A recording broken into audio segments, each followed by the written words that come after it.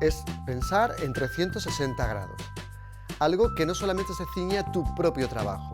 Por eso te aconsejo algo nuevo, algo diferente. Créate tu propio bosque de referencias. ¿Qué es un bosque de referencias? Un bosque de referencias no es más que aglutinar, guardar, tener muy cerca trabajos de dibujo de otros autores, de otros profesionales y también de otra gente que empieza como tú. ¿Por qué?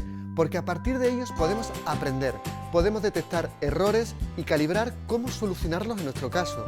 Podemos ver sus éxitos e intentar emularlos e incluso superarlos. Un bosque de referencia es clave cuando vas a dibujar también a mano alzada, cuando nos referimos al dibujo en edificación o arquitectura.